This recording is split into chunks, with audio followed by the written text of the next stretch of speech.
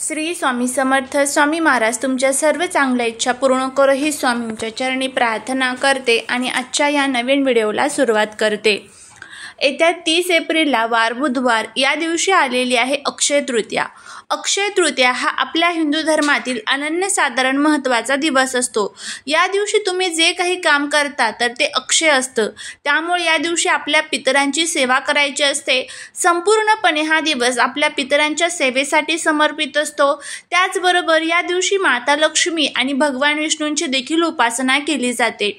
माता लक्ष्मी आणि भगवान विष्णूंची उपासना केल्यामुळे आपल्या घरातील पैशांच्या अडचणी, घरामध्ये असणारे दुःख, संकटे कायमचे दूर होत असतात. घरामध्ये स्थिर आणि त्याचबरोबर स्थायी लक्ष्मी आपल्याला प्राप्त होत असते. तर असाच एक प्रभावी असा उपाय अक्षय तृतीयेच्या दिवशी आपल्याला करायचा आहे. अक्षय तृतीयेला सकाळी आपल्याला या ठिकाणी एक दिवा लावायचा आहे. हा दिवा कशासाठी लावायचा आहे तर हा दिवा आपल्या घरातील सर्व अडचणी, दुःख, दोष, दारिद्र्य दूर करण्यासाठी, आपल्या पूर्वजांचे जे काही दोष आपल्याला लागलेले आहे, घरामध्ये जर काही पितृदोष असेल, वास्तुदोष असेल तर तो दूर करण्यासाठी आपल्याला हा दिवा लावायचा आहे. तर आता हा दिवा कसा लावायचा याबद्दलची संपूर्ण माहिती आज या व्हिडिओमध्ये मी तुमच्याबरोबर शेअर करणार आहे. त्यामुळे व्हिडिओ हा स्किप न करता शेवटपर्यंत पाहत राहा.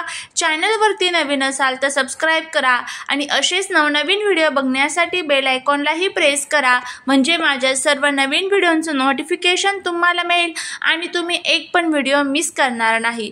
त्याचबरोबर कमेंटमध्ये जय माता लक्ष्मी लिहायला अजिबात विसरू नका, जेणेकरून माता लक्ष्मीची तुमच्या कुटुंबावरती भरभरून कृपा होईल. अक्षय म्हणजे कधीही क्षय न होणारं. अक्षय तृतीयेच्या दिवशी माता लक्ष्मीची उपासना करायची असते आणि या दिवशी विशेषतः करून माता लक्ष्मीची फक्त उपासना केली जात नाही तर त्यांच्यासोबत भगवान विष्णूंची सुद्धा उपासना केली जाते. जर तुम्ही फक्त माता लक्ष्मीची या दिवशी उपासना केली तर त्याचे दोष आपल्याला लागतात. त्यामुळे भगवान विष्णू आणि माता लक्ष्मीची उपासना एकत्रित तुम्हाला या दिवशी करायची असते.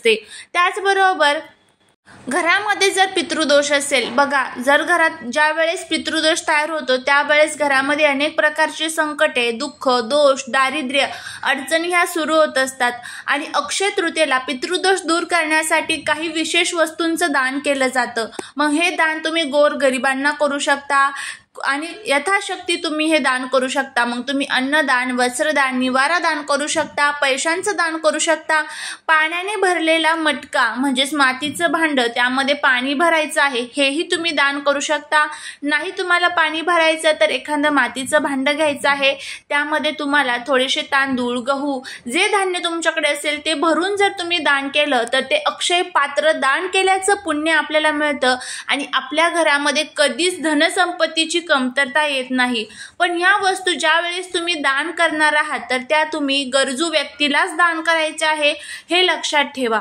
बघा, जर तुम्ही खूप कष्ट करताय, मेहनत करताय पण तरीही तुमच्या कष्टाला, मेहनतीला नशिबाची साथ मिळत नसेल, घरामध्ये आलेला पैसा हा घरामध्ये टिकत नसेल, पती पत्नीमध्ये सतत भांडण, कटकट, वादविवाद होत असेल, घरामध्ये वाईट शक्तींचा तुम्हाला त्रास जाणवत असेल, ज्या वेळेस या पवित्र तिथी जवळ येतात त्यावेळेस घरामध्ये खूप मोठ्या प्रमाणामध्ये भांडण होत असेल, घरामध्ये एकोपा राहत नसेल, त्याचबरोबर खूप पैसा घरामध्ये येतो पण तो सतत पैसा आजारपण, अडचणींमध्ये सतत खर्च होऊन जात असेल आणि अनेक अडचणी तुमच्या जीवनामध्ये येत असेल, तुमच्या ज्या काही इच्छा असेल, मग त्या नोकरी प्राप्ती, धनप्राप्ती, कर्जमुक्ती संबंधीच्या इच्छा तुमच्या त्या पूर्ण होत नसेल आणि पितृदोष ज्या वेळेस असतो त्यावेळेस पितृदोष दूर करण्यासाठी ही जी तिथी आहे तर ती अनन्यसाधारण महत्त्वाची मानली जाते. त्यामुळे हा दिवा आपल्याला आपल्या पूर्वजांसाठी, आपल्या पितरांसाठी लावायचा आहे. आता हा दिवा कसा लावायचा त्याची संपूर्ण माहिती आपण घेऊया. त्यामुळे व्हिडिओ हा स्किप न करता शेवटपर्यंत पाहत राहा आणि त्याचबरोबर कमेंटमध्ये श्री स्वामी समर्थ लिहायला विसरू नका, जेणेकरून स्वामींची तुमच्या कुटुंबावरती भरभरून कृपा होईल.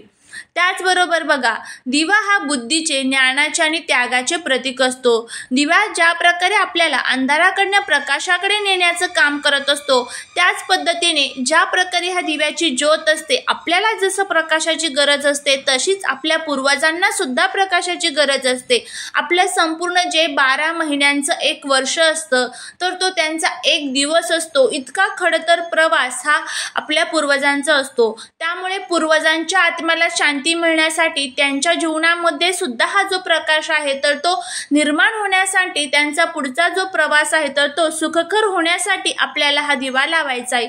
जर पूर्वजांच्या आत्म्याला शांती लाभली तर आपोआपच आपल्या जीवनामध्ये सुद्धा त्याचे शुभ परिणाम आपल्याला दिसून येत असतात. तर आता हा दिवा कशा पद्धतीने लावायचा आहे ते आपण बघणार आहोत. जर घरामध्ये सुतक पिरियड्स असेल तर तुम्हाला हा जो उपाय आहे तर तो करता येणार नाही. तर आता सर्वात प्रथम तुम्हाला एक दिवा घ्यायचा आहे. दिवा हा कुठेही तुटलेला फुटलेला असा अजिबात नको, व्यवस्थित दिवा घ्यायचा आहे. तुम्ही इथे मातीची पंती घेतली तर अतिशय उत्तम, नसेल पंती तर मग इतर कोणत्याही धातूचा दिवा तुम्ही घेऊ शकता. बघा, आपण वेगवेगळ्या प्रकारचे दिवे हे वेगवेगळ्या प्रकारच्या देवी देवतांना समर्पित करतो. माता लक्ष्मीला प्रसन्न करण्यासाठी आपण तुपाचा दिवा लावतो, हनुमंतरायांसाठी आपण चमेलीच्या तेलाचा दिवा लावतो, शनिदेवांसाठी आपण मोहरीच्या तेलाचा दिवा लावतो. अशा वेगवेगळ्या प्रकारचे दिवे हे वेगवेगळ्या प्रकारच्या देवी देवतांसाठी आपण समर्पित करतो. अशाच पद्धतीने आपल्या पूर्वजांसाठी सुद्धा दिवे जे आहेत तर ते समर्पित केलेले असतात. तर अक्षय तृतीयेच्या दिवशी तुम्हाला हा दिवा, एक प्लेट घ्यायची आहे. त्या प्लेटमध्ये सर्वात प्रथम खाली तुम्हाला तांदूळ ठेवायचे आहे. त्या तांदळावरती तुम्हाला हा जो दिवा आहे तर तो ठेवायचा आहे. कापसाची वात घ्यायची आहे. 2 वातींची एक वात एकत्र करायची, त्या दिव्यामध्ये टाकायची आहे. आणि ह्या दिव्यामध्ये तुम्हाला मोहरीचं जे तेल असतं तर ते तेल टाकायचं आहे. शक्यतो करून मोहरीचं तेल टाकण्याचा प्रयत्न करा, कारण मोहरीच्या तेलामध्ये जी नकारात्मकता असते, जे घरातील दोष असतात तर ते शोषून घेण्याची खूप मोठ्या प्रमाणात ताकद असते.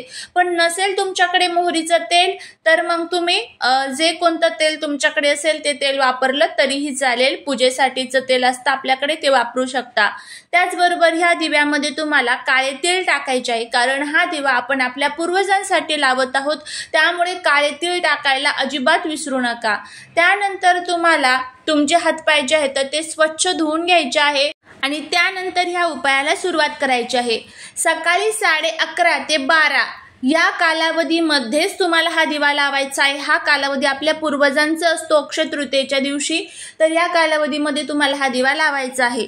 तर काय करायचं आहे, तुम्हाला तुमच्या घरातील दक्षिण दिशेला तुम्हाला तोंड करून बसायचं आहे. तुम्ही हॉलमध्ये बसा, बेडरूममध्ये बसा, काहीच अडचण नाही. फक्त दक्षिण दिशेला तोंड करून बसायचं आहे. खाली बसण्यासाठी आसन घ्यायचं आहे. आणि बघा, दक्षिण दिशा जी असते तर ती पूर्वजांची दिशा मानली जाते. आणि त्यानंतर तिथे आसन टाकून बसायचं आहे. दक्षिण दिशेला तुम्हाला तोंड करायचं आहे. हा दिवा तिथे ठेवायचा आहे. दक्षिण दिशेलाच दिव्याची वाट झाली पाहिजे हे लक्षात ठेवा. त्यानंतर पितृस्तोत्रमचं तुम्हाला एकदा पठण करायचं आहे. पितृस्तोत्रम हे तुम्हाला गुगलवरती मिळून जाईल. अगदी 2 मिनिटाची सेवा आहे. जर तुमच्याकडे नित्यसेवेचं पुस्तक असेल तर त्या नित्यसेवेच्या पुस्तकामध्ये सुद्धा पितृस्तोत्र आहे, त्यामधून तुम्ही वाचून म्हणू शकता. त्यानंतर तुमच्या पूर्वजांचं तिथे स्मरण करायचं आहे, पूर्वजांना प्रार्थना करायची आहे. घरातील ज्या काही अडचणी अडथळे असेल तर ते सर्व दूर करा. तुमची अखंड कृपा या घरावरती असू द्या अशी आपल्याला प्रार्थना करायची आहे. आणि त्यानंतर तुम्हाला हा जो दिवा आहे तर तो जोपर्यंत तुमचं स्तोत्र पूर्ण होत नाही वाचून तोपर्यंत तिथेच ठेवायचं आहे. स्तोत्र पूर्ण झालं की त्यानंतरही तो जोपर्यंत जळत आहे तोपर्यंत तिथेच ठेवायचा. तुम्ही स्वच्छ हातपाय धुवायचे आहे आणि नंतर तुमच्या पुढच्या कामाला सुरुवात करायची आहे. अशा पद्धतीने तुम्हाला हा उपाय करायचा आहे. तुमची पूजा झाल्यानंतर म्हणजे तुमचं पितृस्तोत्र वाचून झाल्यानंतर हातपाय धुवायला विसरू नका. तर अशा पद्धतीने आपल्याला हा दिवा लावायचा आहे. आता दिवा थंड झाला की दिव्यातले सर्व साहित्य काढून घ्यायचं, निर्माल्यात टाकून द्यायचं आणि दिवा परत यूज करू शकता. दिव्याच्या खालचे जे तांदूळ आहे तर ते पक्ष्यांना खाऊ घालायचे. अशा पद्धतीने हा उपाय करायचा आहे. अगदी साधा सोपा आहे, करून बघा, फायदा होईल. चालेली सेवा महाराजांच्या चरणी रुजू करते. व्हिडिओ जर आवडला तर लाईक, शेअर आणि सबस्क्राईब करायला विसरू नका. भेटूया पुढच्या नवीन व्हिडिओत. श्री स्वामी समर्थ.